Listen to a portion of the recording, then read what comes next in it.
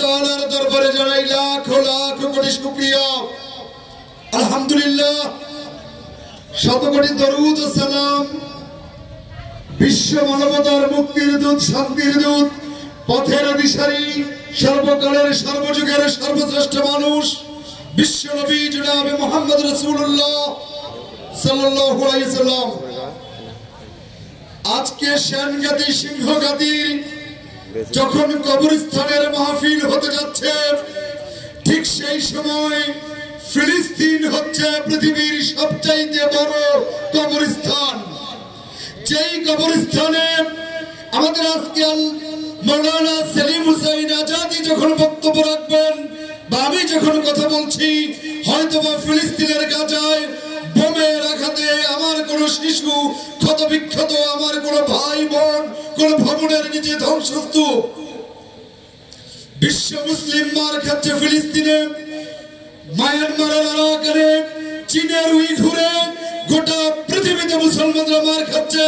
তার একমাত্র কারণ হচ্ছে মুসলমানেরা তরবারি বিক্রি করেছে, তরবারি বিক্রি করে জায়নামাজ কিনে নিয়েছে, তরবারি বিক্রি করে তাসবিহ কিনে নিয়েছে, মসজিদের মধ্যে আল্লাহ আল্লাহ করে জিকির করাটাকে ইসলাম মনে করে নিয়েছে। আমার ভাই মরে উইঘুরে, আরাকানে, ফিলিস্তিনে, আর আমাদের মধ্যে শাহাদাতের তামান্না জাগে না, আমাদের মধ্যে ইসলাম সত্যিকারের জাগে না।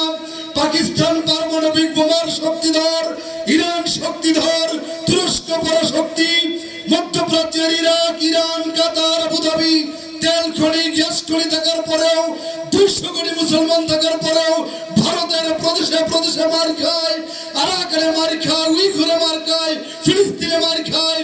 বিশ্ব মুসলিম ইন্দোনেশিয়ার জাকার্তা থেকে মরক্কো পর্যন্ত 57টা দেশের মুসলিম প্রধানেরা বসে বসে তারা আঙুল চুষতে শুরু করেছে। এটাই মুসলমানদের মার খাওয়ার অন্যতম কারণ।